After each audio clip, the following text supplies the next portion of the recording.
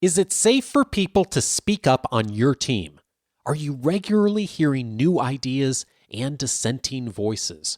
If not, there's a ton you can do to create more psychological safety at work, even if your larger organization doesn't. On this episode, Amy Edmondson shows us how. This is Coaching for Leaders, episode 404.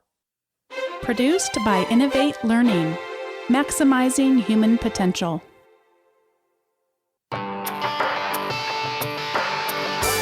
Greetings to you from Orange County, California. This is Coaching for Leaders, and I'm your host, Dave Stachowiak. Leaders aren't born, they're made. And this weekly show gives you access to the practical wisdom that will empower you to become a better leader. I think virtually all of us as leaders want to create an environment in our workplaces where people feel safe to speak up with their ideas, with the things they may see the organization doing incorrectly or see us doing incorrectly. And yet, in a lot of organizations, that is very much a challenge. Today's guest has done a tremendous amount of brilliant work on how to build psychological safety in organizations. And I'm so glad that she's here today to teach us a bit about how we can do this as well in our own organizations. I'm so thrilled to welcome Amy Edmondson to the show today.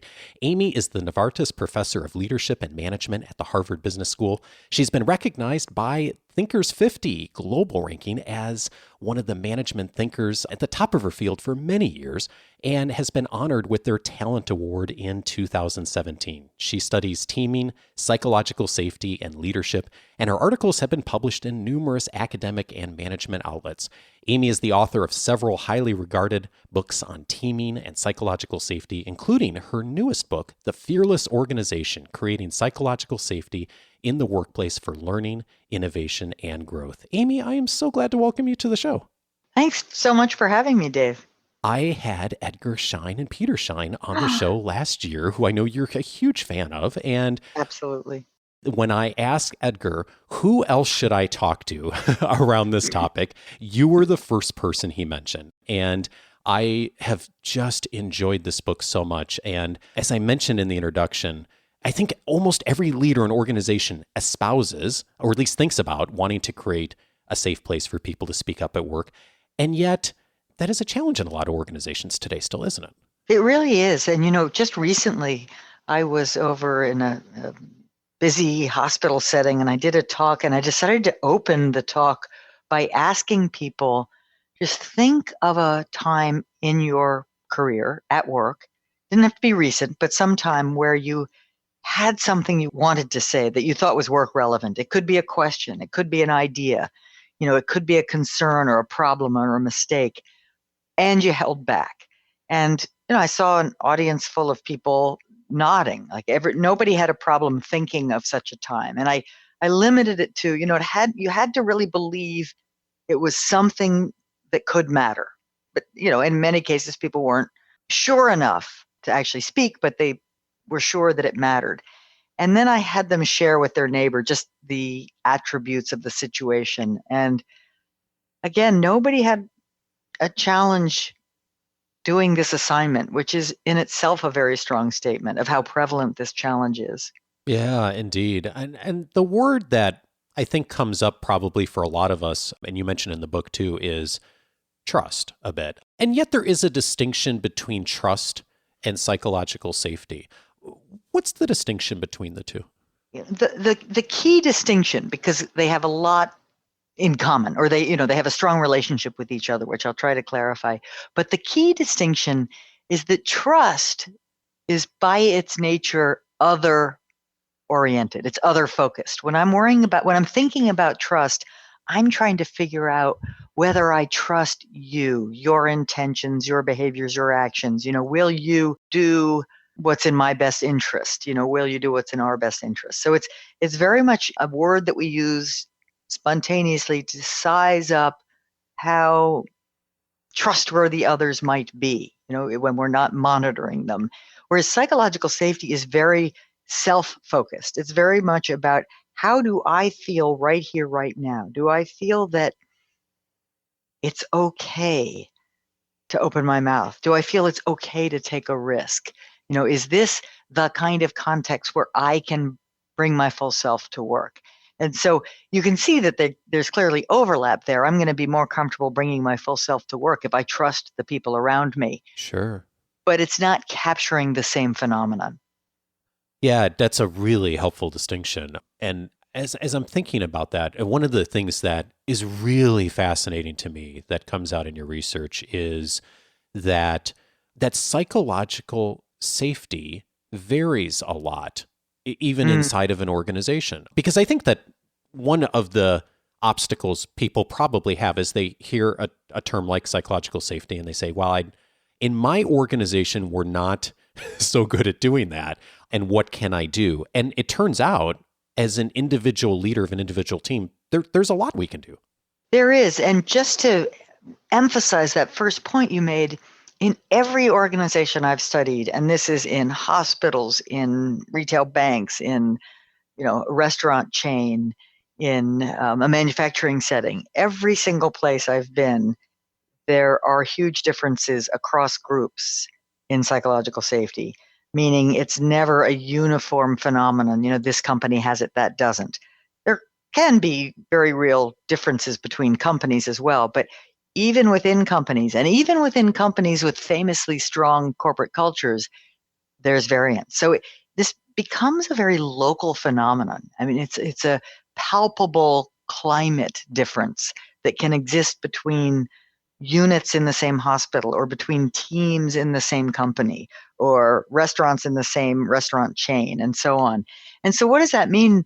It means that no matter where you are, at what level or in what location in your workplace, you can make a difference. I mean, you can do smaller and larger things to help create a kind of healthy climate of psychological safety. It gives me so much hope to hear you say that, and that the research really bears that out as well, too, that we really have agency on helping create this in our workplaces, and at least with the people we influence on a daily basis. We do. And I think part of the problem is people don't recognize it. They don't recognize the opportunity to make a difference. I mean, they assume, and this is a natural assumption, but they assume that because I'm not the boss, there's nothing I can do. They don't assume, well, just how I show up matters. It matters to my colleagues. It matters maybe to people below me in the organization, but it also can matter to people right above me. Anyone who comes in contact with me can be slightly influenced by how I see things. One of the other things that was really interesting to me looking through your research is just looking at more effective teams, and I know you've done so much work on teaming as well, that more effective teams showed to be making more mistakes, but there's some nuances there. And I was wondering if you could share a bit about that for us. Sure. This is actually how I stumbled into the idea of psychological safety in the first place. I was doing a study as a graduate student, as a PhD student, that I thought was really interesting. And I also thought it was pretty simple and straightforward. And the study was designed to more or less replicate findings that had been done in the aviation industry, where better teams, meaning better relationships, better coordination, better communication, made fewer mistakes in aviation. And of course, that research was done in simulators, right? Which means you could set up the simulators to have very challenging situations and see how well the cockpit crew react. And, if they crash, it's not real, it's just a simulator. But some physicians in healthcare thought, that's not altogether dissimilar from us. So maybe we should be studying, and they invited me in to do this, maybe we should be studying whether better teams in the hospital setting make fewer mistakes. And so they were getting data on adverse drug errors, so sort of errors, human errors that lead to adverse drug events in patients. And my part of the study was simply to assess the team properties, and I used a standard team survey instrument. And I thought it was going to be pretty simple. I thought I would show, when I got all the data, that the better teams, of course, made fewer errors. Right. And so I got all that data, really excited to plug it into the computer and run the correlations. And lo and behold, first thing I noticed was that the relationship was statistically significant. So I was really excited. Like I had a finding. Yeah. And then I looked more closely and I realized, the sign is in the wrong direction. It should, right? It's supposed to be negative. It's supposed to be better teams, fewer mistakes. But what my data were saying was better teams were making more mistakes, not fewer. And, I almost panicked because that just seemed so wrong and problematic on so many levels. But rather than panic, I sat down to think. And in thinking, it occurred to me that maybe, given how threatening mistakes and errors can be in a setting where there is so much at stake, literally human lives at stake, it occurred to me that maybe when mistakes get made, and I don't mean, life-threatening mistakes that actually take a life, but the many little human errors that happen along the way, most of which are caught and corrected before a patient is affected. Most, but not all, of course. But I mean, the kinds of things that each and every one of us day in and day out are able, if we want to cover up. Right? We all know that every day we're making mistakes, and we all know that most of the time we're not standing around with a billboard advertising them. So Right. It occurred to me that, maybe what the trained medical investigators were tracking by way of error rates was subject to the natural human tendency to underreport errors, let's say. So if so, then I thought, well, maybe these better teams, according to the survey, these high quality relationships, highly coordinating, communicating teams with better leadership, maybe they were more able and willing to talk about mistakes than the others, right? It seemed like a reasonable possibility. Wasn't quite sure, but it seemed like a reasonable possibility. There are just some workplaces or sports teams or, we've all been there where it's just like, I can let my guard down here. So I thought maybe that was going on, and it became quite an ordeal to prove to the satisfaction of the physicians involved that might be true. But ultimately, I think I prevailed, and everyone began to realize this was a distinct possibility. And in fact, it was a likely characteristic, at least of that workplace. And when all was said and done, I realized if this was true, I'd have to try to measure it on purpose the next time, right? I'd have to design a survey measure of this thing, this climate thing. Later, I called it psychological safety, in part drawing on the work of Ed Schein, who had talked about psychological safety back in the 60s. He'd talked about it as a factor one needed to have to effectively implement change in organizations. He was so far ahead of his time. It's just really amazing how much he's uncovered over the decades of culture and safety and humility. So, oh gosh, there's so much here. So part of what I think that virtually everyone thinks about as a leader is how can I do a better job of creating a safe place where we talk about mistakes and where we are willing to show up authentically, right? And one of the things that I love about your work is that you figured out there's some ways that we can do this as leaders. There's a lot of complexity, of course, but there's also some key things we can do. And you have articulated a leader's toolkit for building psychological safety. And there's a couple of key components to it, 3 key components. And I'm wondering if maybe you could share a bit with us on these 3 areas. And the first one is setting the stage. And from what I read, it sounds like here there's a lot about expectation setting in setting the stage. Mm-hmm.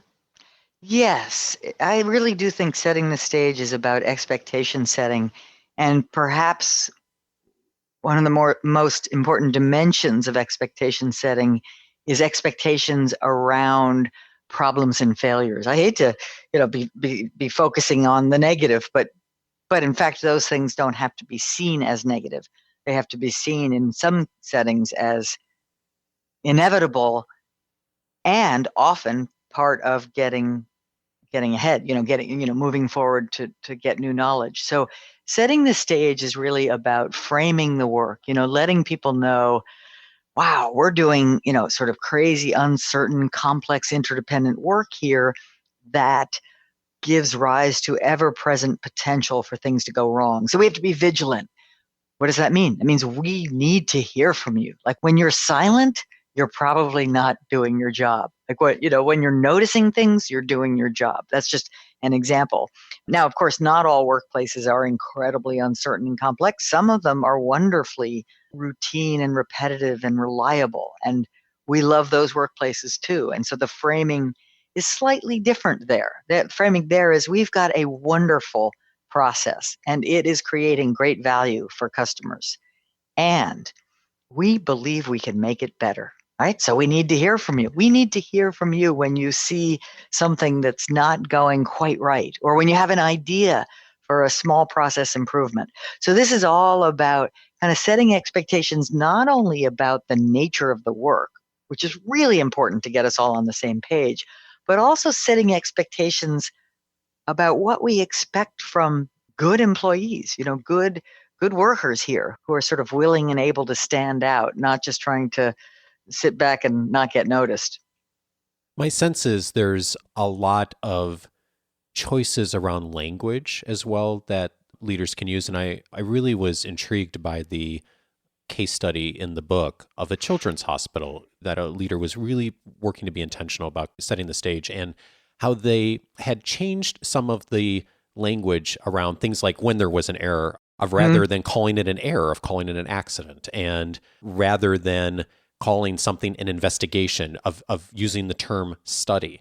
And so I was really interested in the choice of wording. And I'm also sort of curious, when leaders use different words, but maybe nothing else changes, do those new words then just take on the old meaning? Yes. So this is a two-part question. And the first part is, in a sense, the first part is, do words matter? And I think there's a resounding yes in response to that one, which is, oddly enough, words really do shape our thoughts, and many times in subtle ways, or ways in which we're not completely conscious of. So the hospital case you're describing in the book, there's a wonderful leader named Julie Morath, who's chief operating officer of this hospital, and she proposes a kind of set of new words that she calls words to work by. And what she's trying to do is set the stage. She's trying to make sure people understand that things can go wrong, and when they do, it doesn't mean there's a bad guy.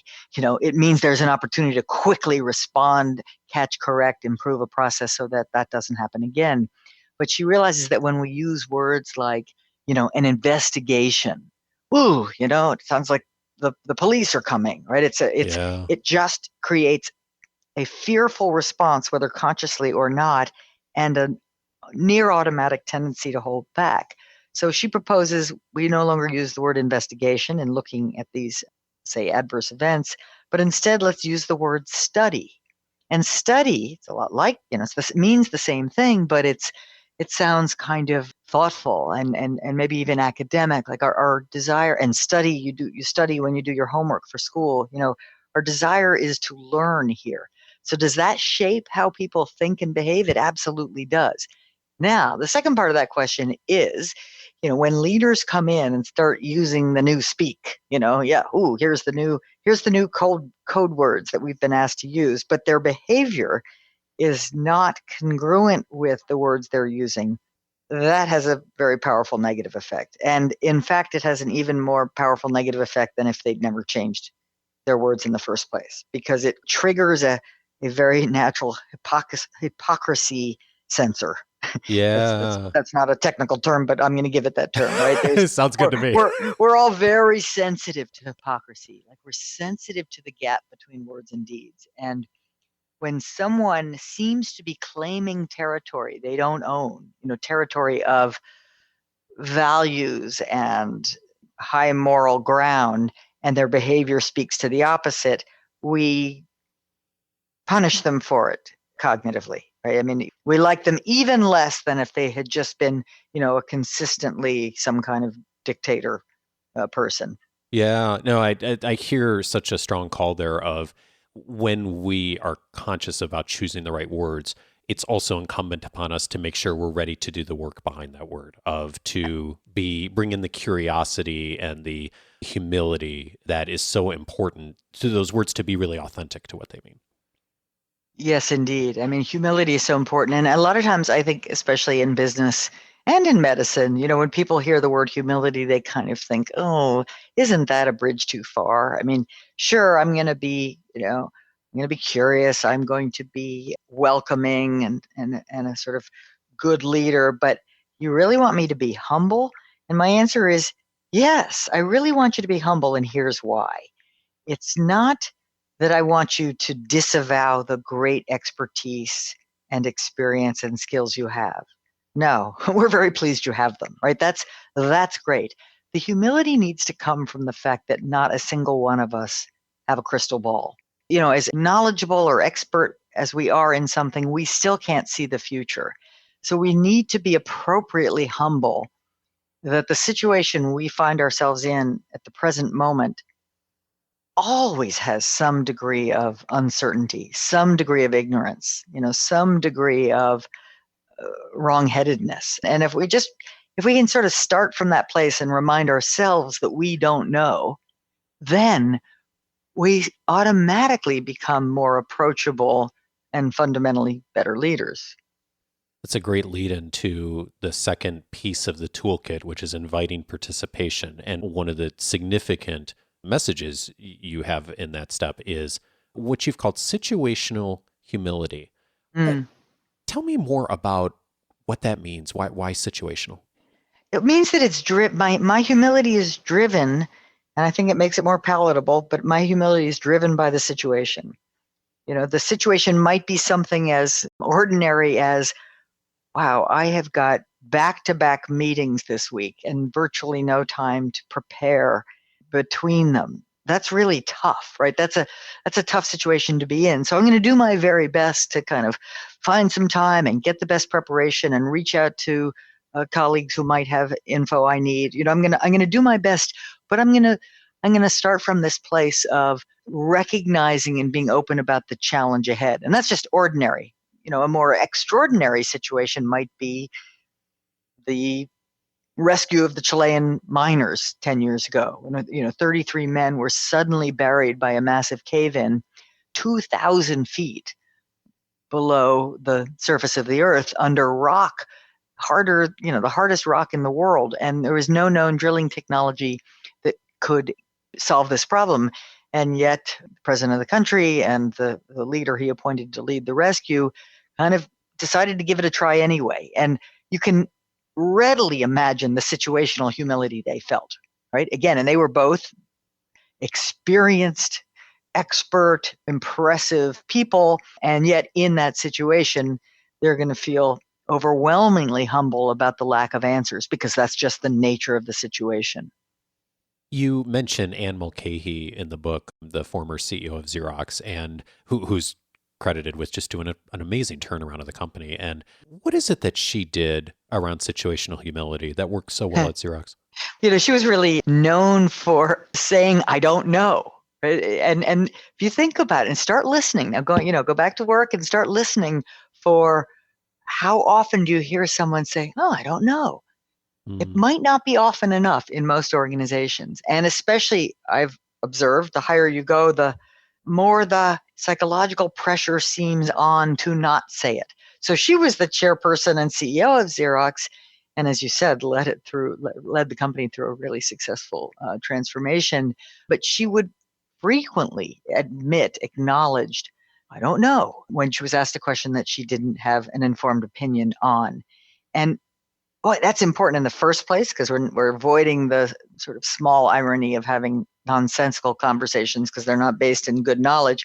But we're also sending a strong behavioral signal that this is an appropriate response when it's true. Yeah. And yet hard because I think in most organizations, the expectation is we have an answer, right? Right. The other part of this, speaking of hard, is you mentioned proactive inquiry is so important. Yes. Oh. And you say this is really hard too. What's hard about proactive inquiry and what is it? That's so funny because on the one hand, how could proactive inquiry possibly be hard?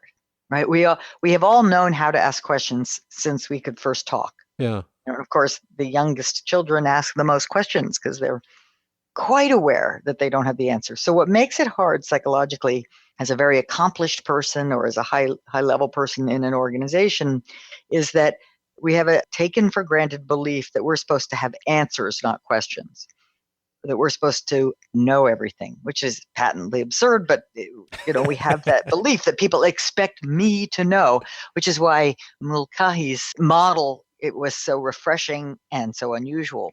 And so part of why asking, and really asking good questions and really proactively asking questions is hard is that we simply fail to remember that's our job.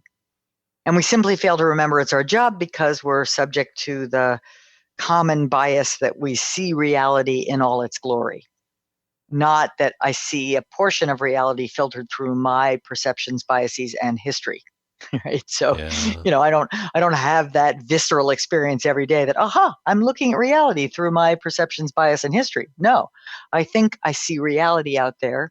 And when you come along and see it differently, I find you limited or missing something. Right. So we have to always step back and remind ourselves that we see an incomplete and partial slice of reality. And that ought to make us curious. And once curious, then the art of the good question comes almost naturally. But it's got to be, this has to be something that's just put on Post-it notes all over the place, because we got to remember to ask more questions. And like the phrase, I don't know, if you listen hard in management conversations, you hear a dearth of really good questions. You hear a dearth of questions, period. And then oftentimes those you do hear are what we call leading questions or rhetorical questions.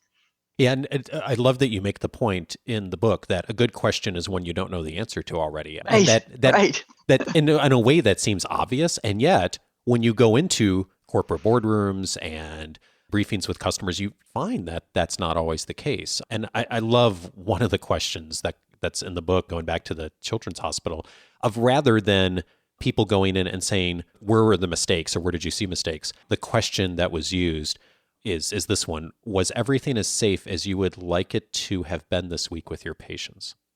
Right. What a beautiful question.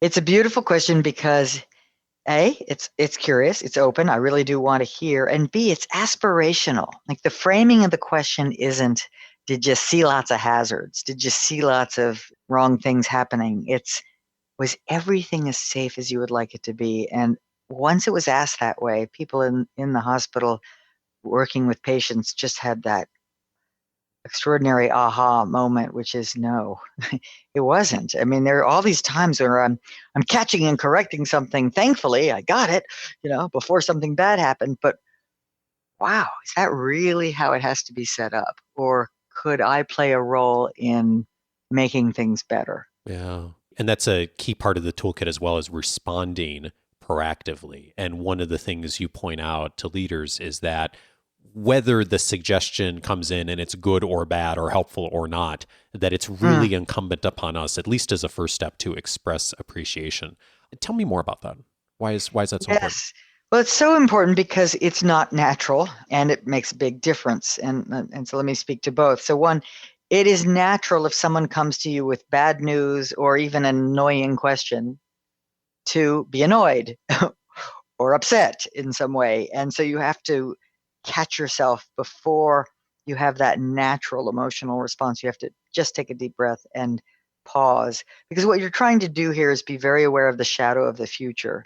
If you have an unpleasant experience as a result of coming to me with bad news or a question, you're not coming to me again. I'm sorry. You're just not going to. You're going to figure it out yourself, or you're going to hide it somewhere where you hope I won't see it. And what I need instead is to remind myself that actually the worst thing that can happen to me is that I don't know what's going on, right? Not that something bad is going on, but that I don't know what's going on, because then I'm unprepared and can be blindsided. So the puzzle is, for leaders, how do I make something that is inherently an unpleasant, or at least a non-pleasant situation, how do I make it actually almost a positive experience?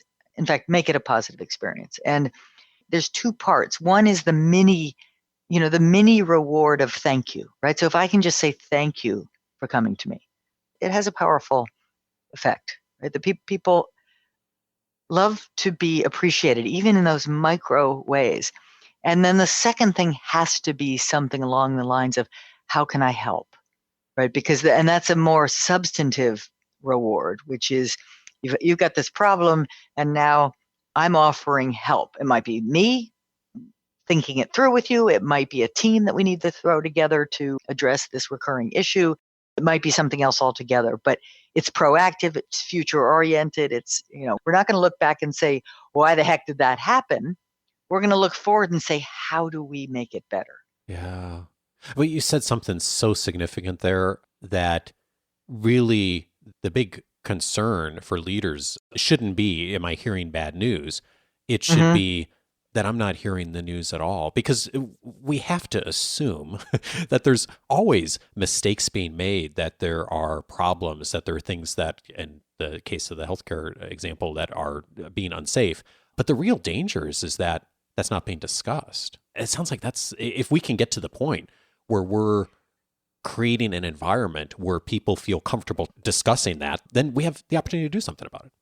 Exactly. And I don't know, I don't have any data on this. It'd be fun to know, but like, what percentage of top managers are aware that the thing they should be most worried about is that people aren't coming to them, right? So, because again, this is like the dog that didn't bark in, Sherlock Holmes. It's very hard to be tuned into the signal you're not hearing. But the wise leader will be tuned into the signal he or she isn't hearing. And if you're conscious that that's a huge risk factor, that the people aren't coming to you with what's really going on, then you're going to naturally want to find a way to lower that risk. And the things you have to do aren't rocket science. They're not super technical or challenging things. They're just a matter of overcoming the assumptions one might have. Is it going too far to say that if I'm leading a team, an organization, and I'm not hearing about mistakes and I'm not hearing bad news, that should be a warning flag for me? Yes.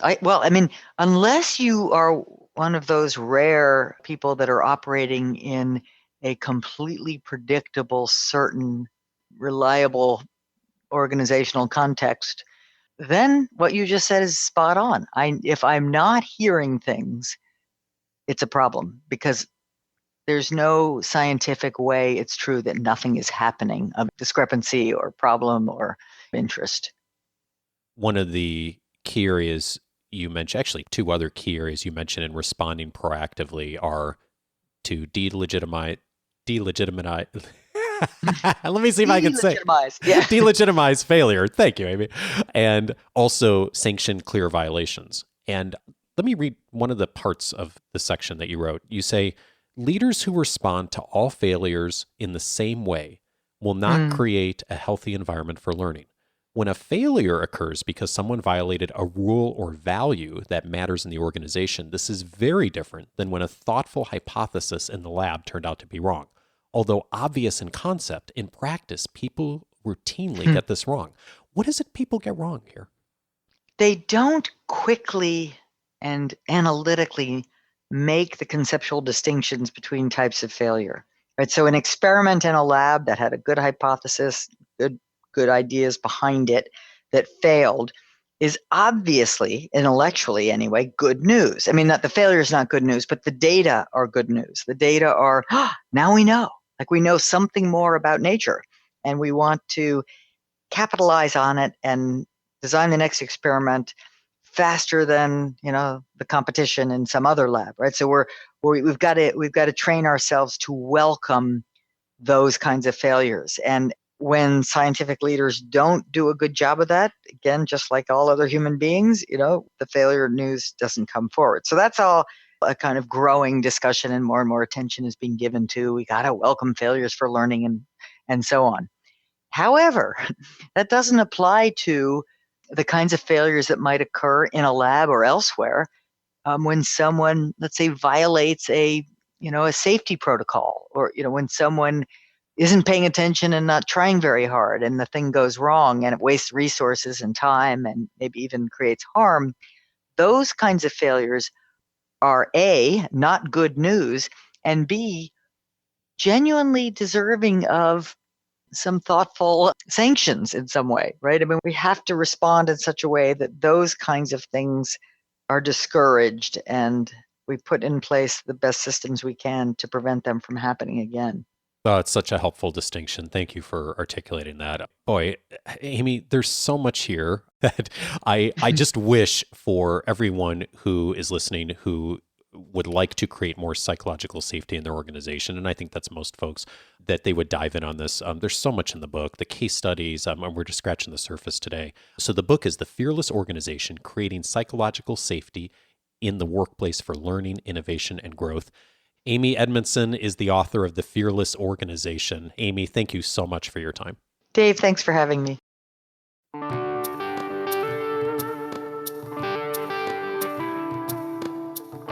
Thank you, Amy. As I mentioned, there's a ton of case studies in the book, and two of them center around the space shuttle accidents, the Columbia and the Challenger from NASA, and the challenges that NASA had with psychological safety back then, and also a wonderful story of how NASA is doing a better job at that today, as many of you will be glad to hear. One of the key figures in the Challenger accident is a gentleman named Al McDonald. He was the one person who officially refused to sign for Challenger's launch the night before the dreadful accident. And he tells his story on episode 229, Leadership Lessons from the Challenger Disaster. That is an episode that if this conversation was inspiring to you and you also want to dive deeper on a situation where there wasn't a lot of psychological safety and hear Al's story, I think it is an important story for you to hear. Again, that's on episode 229. Also of value to you will be episode 241, Turn Followers into Leaders with David Marquet. One of the points Amy and I talked about is the importance of the language and the words that leaders use in creating psychological safety or not, as the case may be. David Marquet is just brilliant at helping leaders to frame language well. On episode 241, he tells his story about taking over command of the USS Santa Fe in the United States Navy and turning that ship around. That's the title of his book, Turn the Ship Around. And also, more importantly, the lessons for all of us as leaders and how we can use language to really inspire leadership amongst the people that we have the privilege to serve. I would strongly recommend that episode as well. And I know many of you are fans of David's work. He's working on a new book, and he's going to be back on the show as well soon. So watch more for that too. And finally, I'd recommend episode 363, The Path of Humble Leadership with Edgar Schein and Peter Schein.